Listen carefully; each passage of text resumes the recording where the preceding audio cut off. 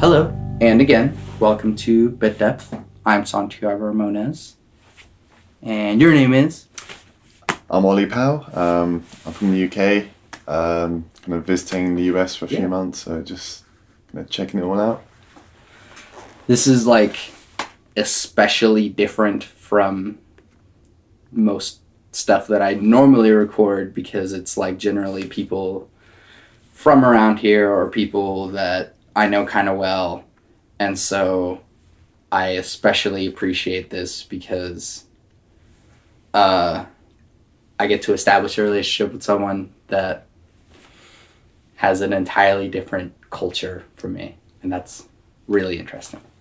So first of all, your trip. Yeah.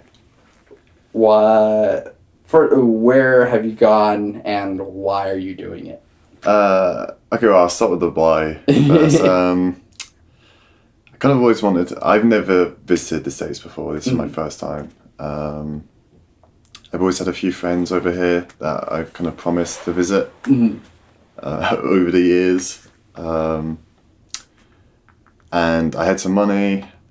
I had about enough, I think. I'm struggling at the moment. But I had about enough.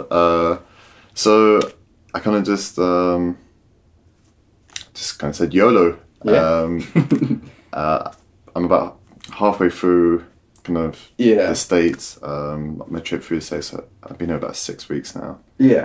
Almost 6 weeks to the day now. Dang. I started off in like Boston.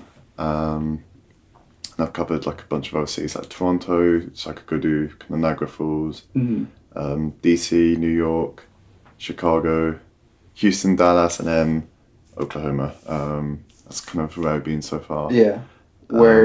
What's next? What's next? Denver's next. Cool. For a couple of days, and then I got some family in Utah I'm staying with for about 10 days. Just traveling. Traveling's exhausting. Yeah. It's really tiring. So that's kind of like those 10 days are going to be like my vacation. Yeah. From traveling. It's the most tiring, probably the scariest thing I've ever done, but also the most fulfilling so far. And then after Utah, I hit Las Vegas just so I can go see kind of the Grand Canyon and that's awesome. And the Strip, and then I cover California before I fly out and do a month in Japan. So dang. Yeah, pretty crazy. It's gone so quickly though so far. Yeah. How is your Japanese? It's okay. I'm actually learning it at the moment. I've got an app that I use to like kind of learn kanji. I've been doing that for about 6 months now. Yeah. So I'd say my Japanese is enough to get by. Like I wouldn't be able to have a conversation with somebody. Yeah. But it's enough that I'd be able to at least communicate. Ask for directions. Yeah, ask for directions, order something. Yeah. That kind of thing, just like the basics. Yeah. A month though? Yeah. It's a packed month, to be honest. I'm not even covering like half of Japan. Yeah. There's just a lot to do. And I'm also doing a few, like it's not just cities I'm doing, it's I'm doing there's kind of like a ancient pilgrimage walk that's south of Kyoto through like the mountains that I'm doing. Yeah. So it's like a 3-day hike and it's like staying in kind of traditional Japanese inns and they've all got like their own hot springs, that kind of thing. And then I'm doing a night climb of Mount Fuji as well. Wow. Because I've heard I haven't actually looked at an image of it because I heard that it's amazing at dawn, the view from the top, and that's all I've heard is like people describe it. So I was like, I want to see it for myself. I don't want to look at any pictures of it online. I'm just gonna wait until I'm in Japan and experience it kind of firsthand for the first time when I'm there. Yeah, that's awesome. What has been sort of like the biggest culture shock coming here? It's a good question. There isn't so much like huge things. It's more kind of just consistent, kind of smaller things. Yeah. So like for example, I kind of had to readjust what I consider safe since I've been here because of like the difference in architecture. Like kind of it's difficult to explain. There's a lot more of kind of industrial kind of Yeah. shaped buildings that in the UK, if you had like a cluster of them, people would be like, that's a bit sketchy, I'm not going there. But here it's kind of normal. Plus there's like, there's different laws regarding different gun laws, different kind of like police are different, emergency services are different. Yeah. So that kind of all kind of factors in. The biggest difference I'd say is probably the people. The people are much more approachable here in general. Are much nicer. They're much kind of more forward. In the UK, it's people don't talk to strangers. Yeah. It's very people are focused on their own lives, and yeah, it's very rare to have a conversation with a stranger in the UK, or to like here. It's very normal to compliment a stranger and just share a few words and then go on your way. In the UK, people would think you're like a nut job if you did that. Yeah. That's actually very different and probably kind of the biggest thing. How does one make friends? With great difficulty. Mostly from a lot of my friends are left over from like school and university. It's kind of, if you want to meet new people, you have to go to the right places. So you have to, you might make some new friends, through your work.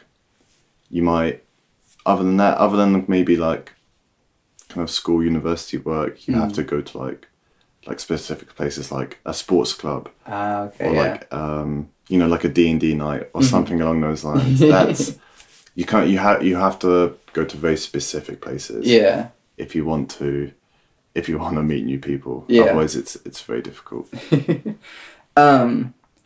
you think like the internet has sort of made that a lot more accessible? I would say in general, yeah. I have a lot of friends from the internet. Megan isn't the first that I visited. I got a few back in the UK that I see kind of regularly, or I used to. I haven't seen them for a while. And I've got other friends here that I've been visiting. But the UK does make it, the internet does make it much easier, especially for people in the UK to meet like-minded people. Yeah. It's much easier to find those kind of places. And people tend to be more approachable online as well. I don't know whether they're more willing to have a conversation with somebody you don't know online than in person. So that's definitely helped. Yeah. Okay, so let's sort of like turn it into what it normally is, which is, what do you do?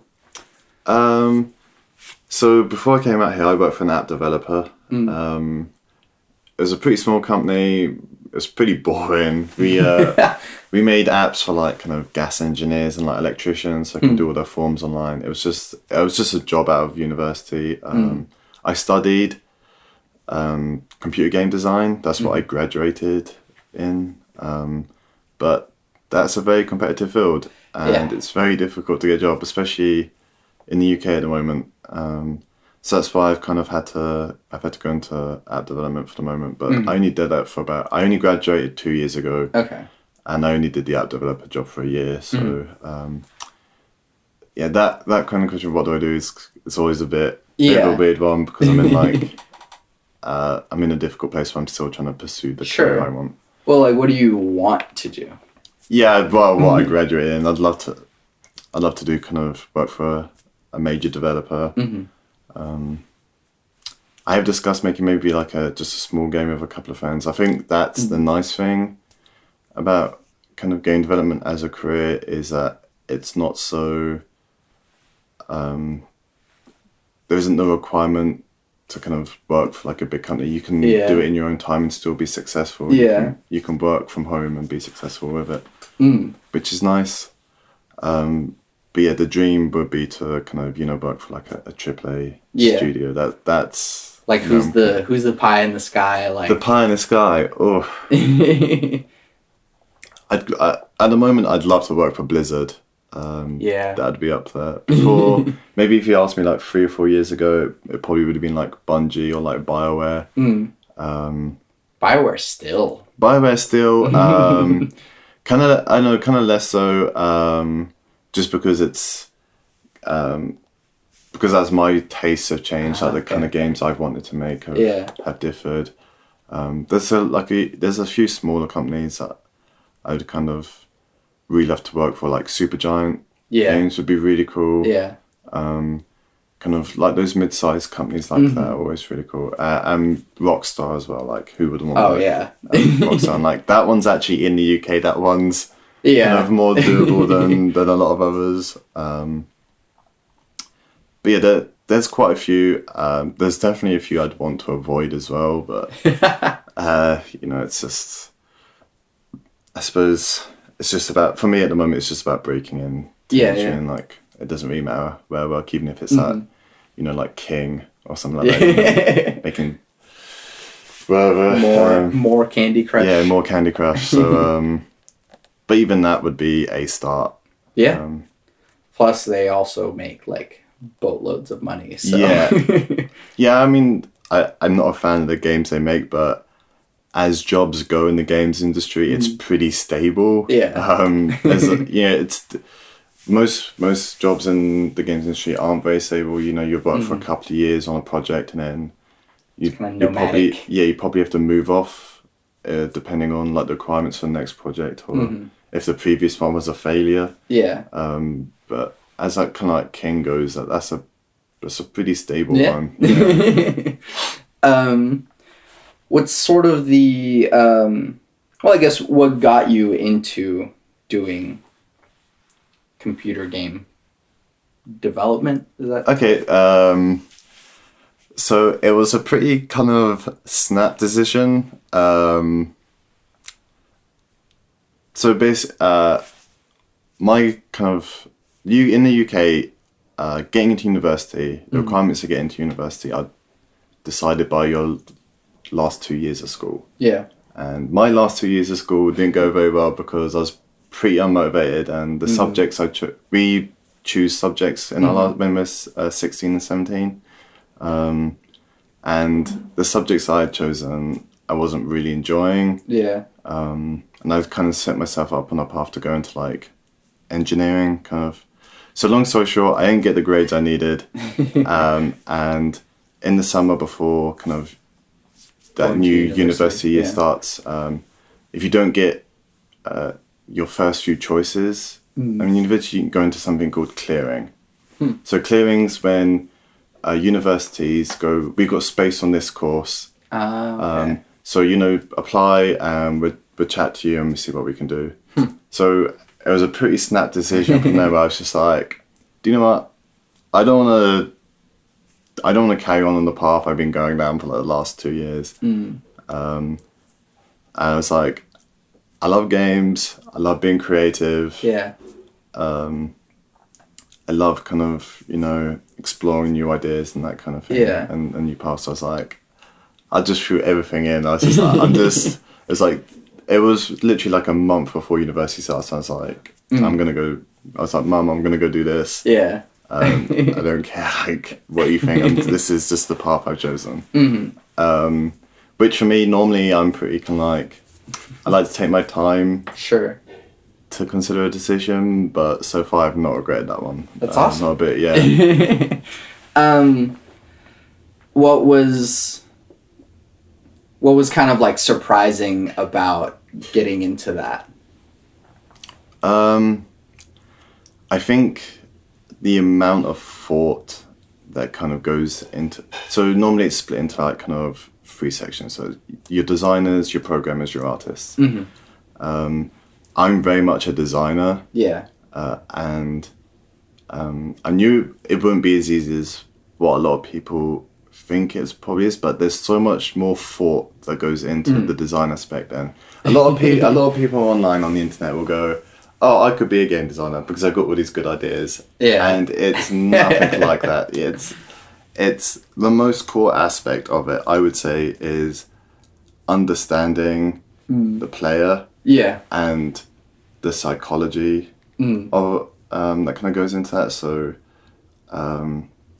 the reasons why a player might do something, leading a player, kind of getting the player to do what you want them to do, rather than running off to the other side of the map and I don't know, just using their gun like a paintbrush. Yeah.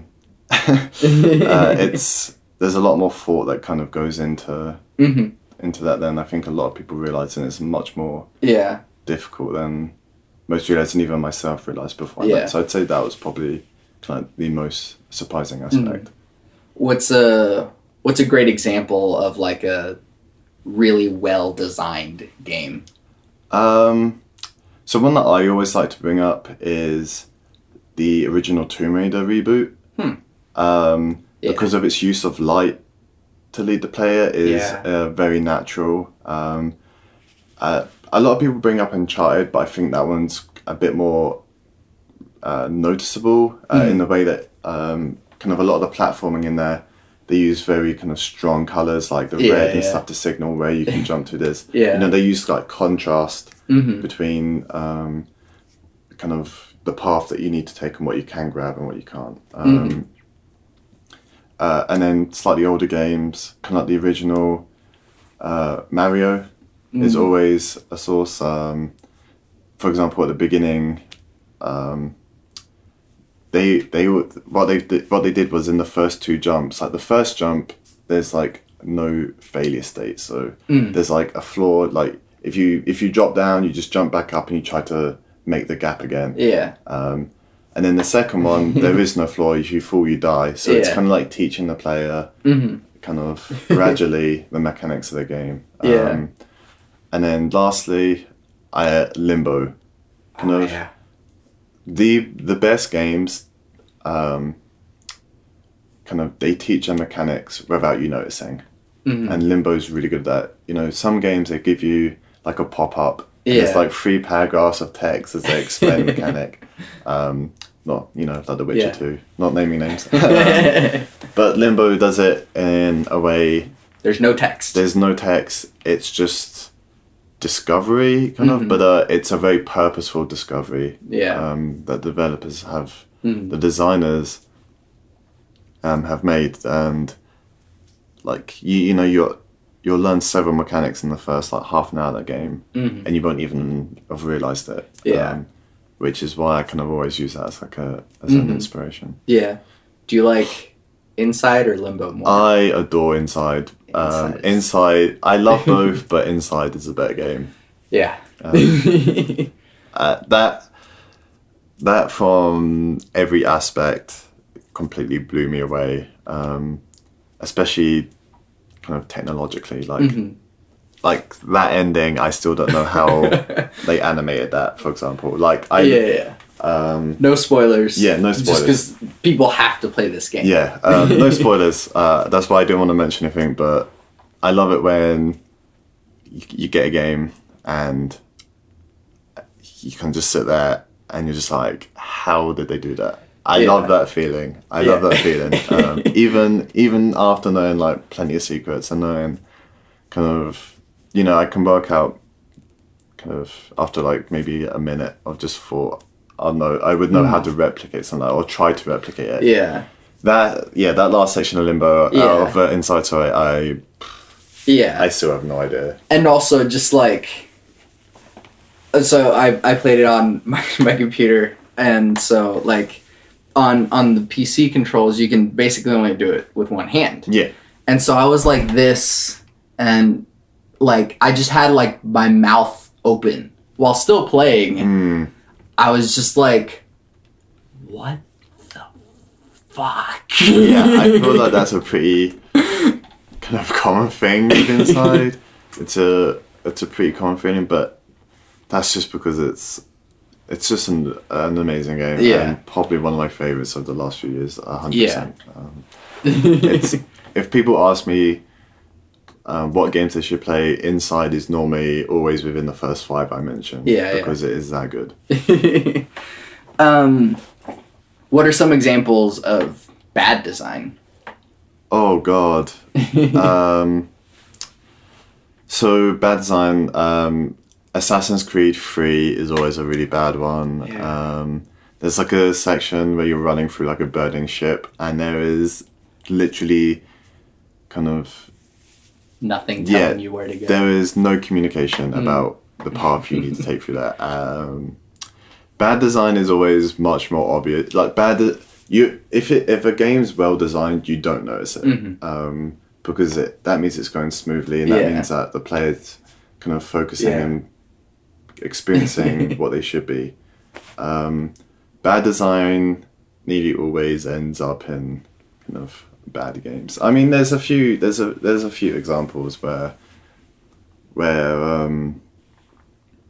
bad design does exist in good games, but that tends to be kind of in multiplayer rather than kind of in balance. Actually, BioShock Infinite actually has. While I love that game, there is an example of poor game design in there due to the fact that the decision to include a shield. And because they had that rechargeable kind of health aspect with the shield, it meant that fights kind of, especially late on to the game, because the shield's upgradable, it means that the fights just kind of got too hectic and too big. So in the original Bioshocks, because there's always a chance that the player's on low health, it meant that fights could stay smaller and more contained because there's always a greater risk for the player. When you've got that rechargeable kind of health aspect, it means that the player can just hide and kind of wait for a little bit, and then they can re-enter combat. So when you've got something like that, which you can upgrade continuously, it means that to make fights kind of to get more tension, to create more tension in the fights, as the player gets better at the game, it means that they need to become just on a stupid scale, which is one of Bioshock's kind of core problems. The thing about it is that like Infinite's story is what made it so beautiful and so amazing, and then by the end of the game with like the final thing on the blimp, it's just not a great way to end such an amazing story. Exactly. What Bioshock Infinite does get incredibly right is not just its story. What I love about it most is its environmental storytelling, which environmental storytelling is like my favorite way of communicating narrative, just because it's the most natural. And it requires Naughty Dog does. Naughty Dog. Bioshock Infinite does it really well, and one of the originals was Half-Life 2. Like Half-Life 2's opening is an incredible piece of environmental storytelling, and if anybody wants to know more, just play the opening 10 minutes of that game and you'll know exactly what I mean. And then one last example of just the poorest design is actually Skyrim. Skyrim, when I was at university, my dissertation, my final year project was narrative design in open world games. And Skyrim was one of my big targets. So my biggest problem with Skyrim is the fact they're like, here's this open world where you can be anybody you want to be. But we've also got, so you can go anywhere you want to it, and you can travel to the other side of the map right at the beginning if you want. But we've also got this incredibly structured linear story, like main story in it that we want you to follow. And it's incredibly juxtaposed because, in the world you can go around and you can murder everyone you see within reason, everyone you see. But the main story is you saving the world from a dragon, and there's no change in that path. You can't suddenly go, but I want to support the dragons. You are the hero that saves the world. But then that's you know, it's called ludonarrative dissonance, in the fact that in the narrative you're this hero, but in the gameplay you could be, you know, this super villain that literally kills everyone on the map. Yeah. And that's one of my biggest kind of problems with a lot of open world games at the moment. Yeah. And Skyrim is probably the main culprit. Yeah. Let's see. So, what are some ways that you could improve like some of your favorite games that just like had like a design flaw? So Skyrim would just benefit from like the removal of a central quest, like story quest like that, because it's got so many these great kind of side quests with these, you know, these really interesting short stories. I think it'd be really interesting to see an open world game that kind of just experiments, just having like a bunch of really short kind of stories. Or Breath of the Wild. Legend of Zelda Breath of the Wild actually does a really good job because it tells most of its story right at the beginning. Like you're coming into the story towards the end of it. Yeah. Everything else is like flashbacks. So any story that you experience between the beginning of the game and the end of the game is just kind of filling in some information. Sure. Which is a really smart way of doing it, because then it doesn't matter what direction, kind of what angle the player approaches the game, because it's still going to make sense. Yeah. Bioshock Infinite would just it would just be solved if it just played like the first two. Yeah. That would just be its biggest solution. A lot of times though, it's just small changes like that, and most of the time, you know, developers know when they've made a bad game. They know where it can be improved, but most of the time, it's time and money constraints that force them to go down these paths, or force kind of bad design. So you know, most problems actually can be solved pretty easily. It's just you know, they don't get the extra month that they needed to kind of maybe to solve that issue. Yeah.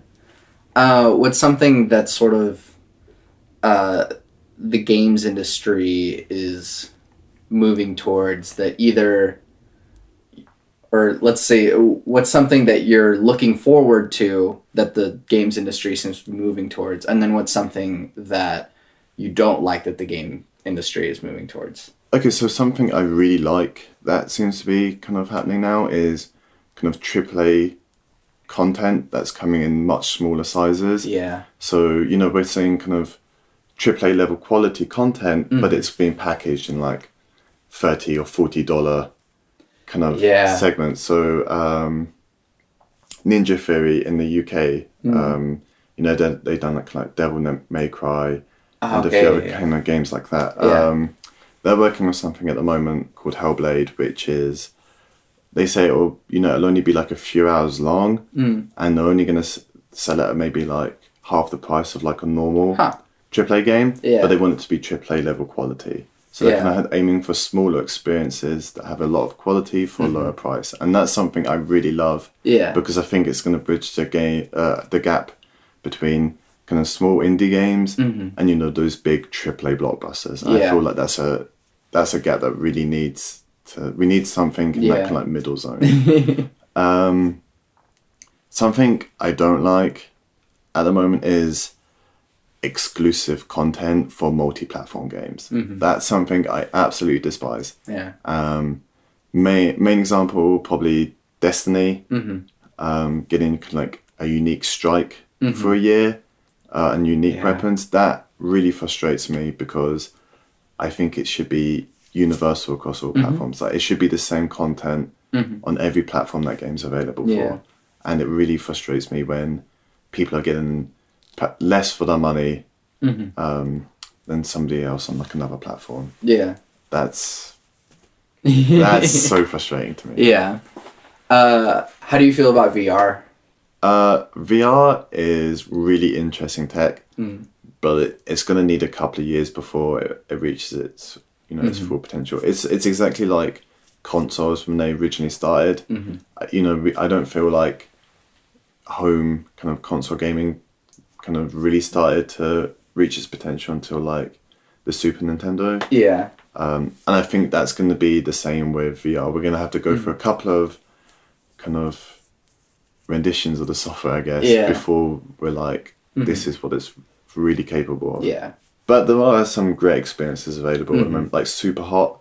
Super Hot in VR is a ton of fun, and it's a fantastic experience. And we need kind of like, it needs more of that. VR needs more of those kind of unique experiences. But at the moment, there's a lot of problems to solve, which is holding it back. Vomiting. Kind of HUDs. HUDs are really difficult to do. How do you have like a cursor? How do you have like a crosshair in like a 3D environment? Yeah. That kind of thing. There's a lot of things like that that need to be solved before VR, I feel, is kind of fully reaching its potential. That, and then like the cost of getting into it. Exactly. Just like everything else, so all tech, like 4K TVs, much cheaper now than when they first came onto the market. The next kind of version of Oculus Rift or whatever, that will 100% launch at a cheaper price than the first did. But I just give me like Sword Art Online, like full VR dive. That's just what I want. That's like the dream for VR. Well, yeah. But then there's also like this dystopian view of like everyone just like lying in bed with. I don't care what's happening outside as long as I can play in the game. Exactly. Which kind of did happen in the anime too. So, well, that's awesome. Sort of, I guess, bridging the gap really badly, because it's just impossible to segue into the next part of the podcast. What is the role of spirituality or religion in your life? So in the UK and in Europe in general, faith and kind of spirit plays a much smaller role in here. So here, kind of like just from my experiences, faith plays a huge part in a lot of people's lives, and churches and kind of places of worship like mosques and etc. They tend to be kind of like community hubs. Yeah. That's not the case in the UK. So for me, I'm agnostic. Most of my friends are either agnostic or atheist. I'd say that's probably pretty common for most people my age across Europe. I mean, we do have large groups of religious people, but it tends to be, it plays a much smaller part in people's lives. So for me, like I said, I'm agnostic. I grew up with a Protestant upbringing. Like my church was Church of England, was Protestant. So that was, that played a part in my childhood. But at secondary schools, public secondary schools in the UK, you don't have faith involved. You have religious studies, but you don't have religious education. There's like there's like a difference there. So largely people are kind of led to kind of their own devices regarding religion. It plays a very small part in my life, but I'm open for that to change. I'm not like one of those people that begrudges people of their own faith. If people are happy, I'm happy for them. But for me, it's just I can't prove and I cannot disprove.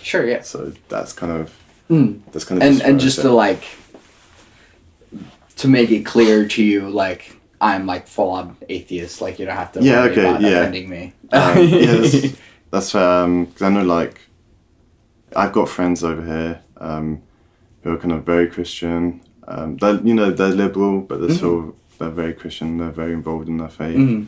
I'd say it's quite common in the UK for people to maybe label themselves as Christian, but they're not involved in the faith. They won't go to church. They don't really pray or they're not really involved in kind of like Lent and kind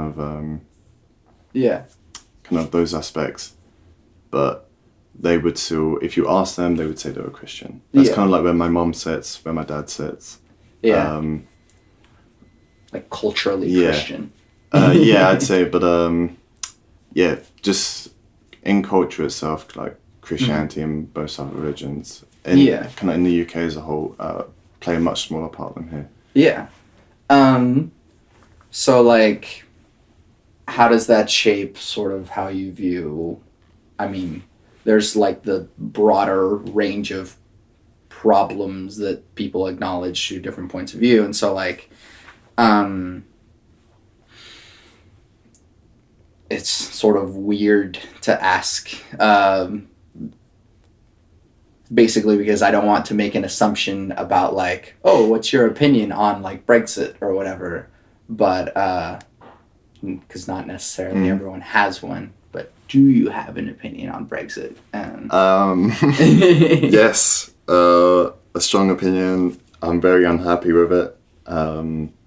It feels to me like, so the vote was almost 50-50. But what a lot of people don't know is that vote was very split between older and younger generations. So there's a huge kind of fracture in society back home between the kind of older generation who voted to leave and the younger generation who voted to stay. My big problem with it is that so far, you know, millennials in the UK have not had it easy. Like it's like we pay for tuition. My parents and grandparents didn't. It's impossible to get on kind of the housing market. It's difficult to get jobs, and it feels like it feels like to me that a lot of the positives that I was kind of looking forward to have been stripped away from me by kind of, you know, the baby boomers that had everything. You know, they had cheap housing, great paying jobs, they had social mobility, and like that's the possibility of getting any of those in the next 10 years has been stripped away from me. The fact that, you know, most likely because of just like the economical uncertainty, we'll probably go into another recession, which makes my next 10 to 15 years hell. And it's going to take 7 years to leave the EU anyway. So by then I'm going to be 31. So I know I hear it, and a lot of people were incredibly misinformed and were driven by fear and hate. We had people, there was about 2 or 3 weeks after the vote, there was an insane spike in hate crime. We had people shouting at immigrants. Any migrant, doesn't, if they're American or Canadian, or if they're from like the Philippines or the Middle East, we had people shouting at them to get out. But they were going like, "We voted out. That means you have to get out." And the rest of us thinking, we're just like, "Are you that misinformed? That's not what the vote was about. That wasn't what the vote was about." So it's just it's something that always makes me a bit angry, but just gonna have to deal with it. And so I guess like I'm trying to like squeeze that into like a spiritual context, 'cause it does feel like younger generations, regardless of where we're from, because a lot of the stuff that you're saying like has a perfect parallel here, in that a lot of younger generations are more open, more embracing of different cultures, of different ideas. And so to sort of have like, we're sort of trying to fight the people that have established those grounds. And so it seems as though like the younger generations are trying to be open and be embracing. How does how has your traveling experience sort of shaped how that idea? That's an interesting question. But has it shaped me personally? Yeah. I've always been very open. Like I want to. I very much like the idea of bringing people closer together. Like that's why I hated Brexit, because it was very driven by like we used to be okay on our own before the EU, like that nostalgia. We'll be okay now, and it's a very different world from like 40 years ago. What I would say is how it's affected me is I feel like I'm much more approachable now than like I mean I've only been traveling for 6 weeks, but Sure. I'm way more outgoing than I used to be. I'm way more confident talking to people that I'm not familiar with. Yeah. And I feel like I'm way more approachable to people that don't know me than I ever was back home. Yeah.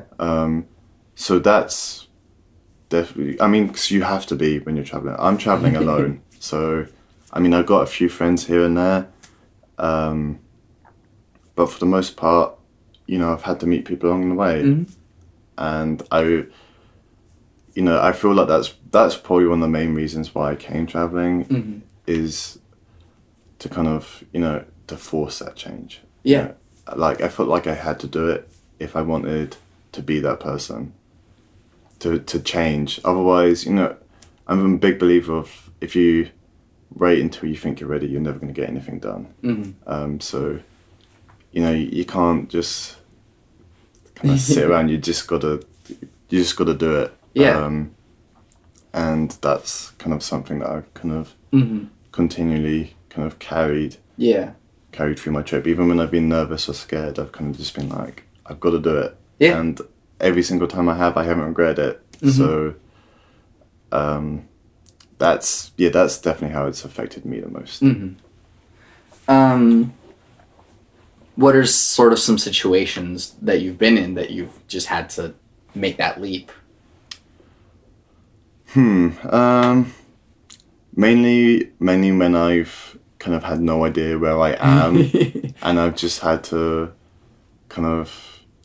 I've either had to work it out myself or talk to people. I had a really scary situation in Houston, but so I've been using Greyhound a lot to get around the country because it's cheap and I don't have a lot of money. So I came out of like the Greyhound station in Houston, and for people that haven't been in Houston, the downtown is pretty sketchy. It's madness. It's pretty sketchy, especially outside the Greyhound. Like they don't. Like I walked out and there's literally a security guard there that's like, no loitering, like move along, either walk down to either end of the street. So I'd ordered an Uber. I walked down to the end of the street and I'm waiting up for there. This white truck comes on the corner and pulls up, and he's like, "Yo, you waiting for an Uber?"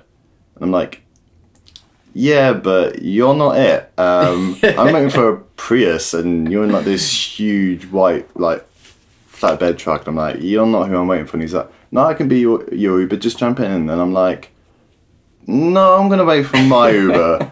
Luckily, he turned up like straight after that, and like I jumped in. But like that almost put me off kind of exploring Houston. And I was just like, man, I kind of just want to move on to the next place, because that really, like, that rocked me. Yeah. I was pretty scared. But I was just like, you know what, I'm here. It was one experience in one place. I've just got to put it out of my mind. Like, it's happened, but that doesn't mean that's gonna happen everywhere in Houston. Yeah. So I just kind of like pushed it aside and I carried on kind of checking out the city. But did Houston end up being pretty all right after that? Yeah, it was pretty all right. I mean, it's probably still my least favorite place I've been to, but it was better than I thought it would be. Earlier in the car, we were sort of talking about how like people is what makes the trip and like the experience sort of better. What are some of the better like relationships that have been established, or some of the things that you've done with people that has sort of made this trip more special for you? Okay, so just kind of a few of my favorite things was when I first got to Toronto. Like, so I've been using a mix of Airbnb and hostels for accommodation. My first week in Boston, I was kind of completely alone, so I was still pretty scared, and I was actually considering going back home because I was just like, I'm not enjoying this at the moment. But I went to Toronto, I stayed in a hostel, and like that first day I met like a bunch of like great people and went and it was just we went and checked out like the Victoria Day fireworks, and like it sounds so simple and basic, but it was such an amazing time just with like some new people. When I was in New York, I was staying with I had a Japanese host as my for my Airbnb, and it was just I had a really great evening, like kind of teaching him English and him teaching me Japanese, cool. Like with this French girl as well that was staying there as well as me, and that was like those kind of unexpected kind of bonding, I guess, with people. It's just that's always kind of standing out for me. And then when I stayed with friends, so I stayed with a friend in Pennsylvania and had an amazing time for a few days, and staying in Oklahoma with Megan, and I've had like just the best time like this weekend. So like, you know, I've seen Niagara Falls and I've seen like the Empire State Building, I've seen Manhattan from Brooklyn, and they're all amazing experiences. But what I'm treasuring the most is kind of like when I've been with like new people and like with kind of friends I've known for a while. So yeah, that's definitely what I'm kind of treasuring the most. Spirituality sort of has this like idea of like connectedness with everything around you. As soon as the swamp picture from Avatar comes up on that's funny. But that like being connected with the world and the people around it. What's sort of the most connected that you've been around? I'd say either here, staying here, kind of like, because I mean like before I came here, it's like I only knew Megan, so like I instantly like it was meeting her parents and like meeting you guys, like her friends, and like you've all been so welcoming and so nice, and like I've gotten on with all of you so quickly, and that's been really cool. And then New York as well, just because it was like just as the most kind of eclectic mix of people that I didn't know, but I kind of got on with so well and so quickly, and it's just that's always felt kind of like that for me was kind of like what traveling was about, was like kind of going to like this place and kind of people from all over the world. I mean, it was like like I said, it's like staying there was like 4 other people as well as the host. So just meeting all these people from like all these different places and like their unique personalities, like shaped by like their culture and stuff like that. And like those two kind of situations are definitely like the most connected I felt when I've been here. That's amazing. I think okay, so as far as like the agnostic point of view, where you sort of don't claim to know, how do you feel that affects how you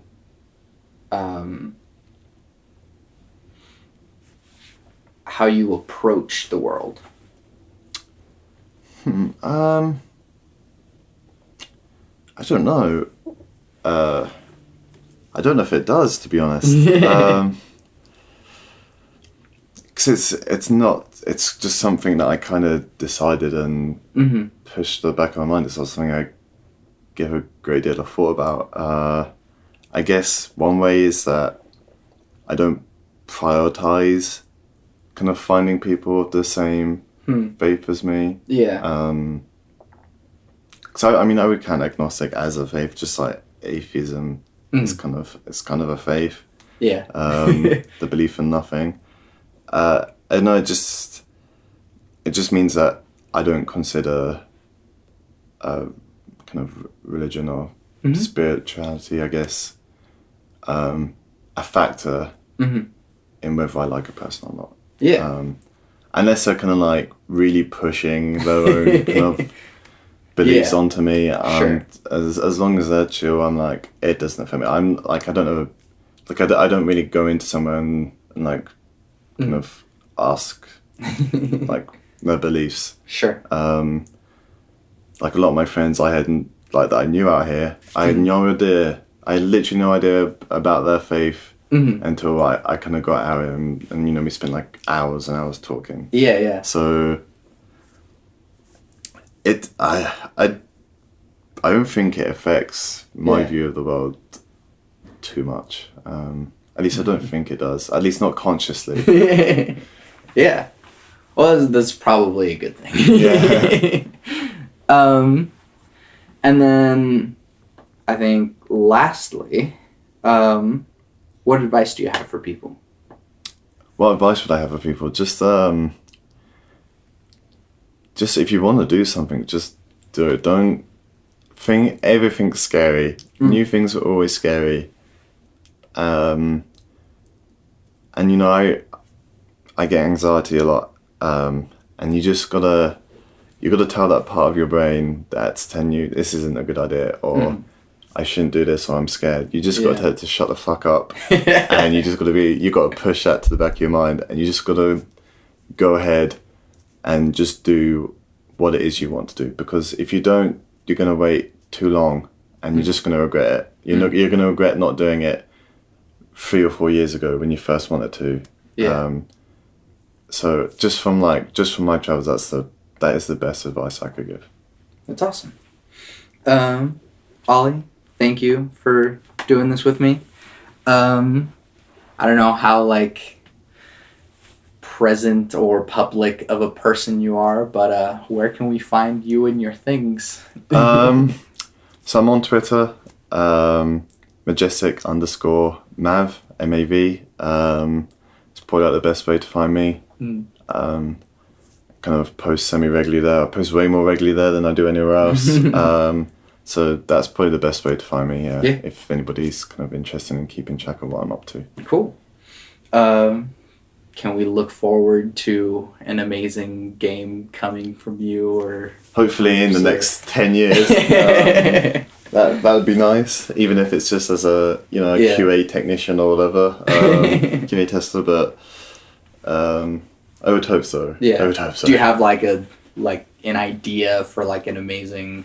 I have quite a few like ideas I'm really excited about, but I never like discussing them because it always takes away my motivation a little bit. Sure. Because I'm always, it's like there's been occasions where I've explained kind of like a great idea I've had to a friend, and then I've kind of been less motivated to follow through on it. So now I keep it to myself until I feel like it's at a stage I've created it that I would be ready to show it to someone. That's cool. So that's kind of like my new philosophy for life. That's awesome. Thank you.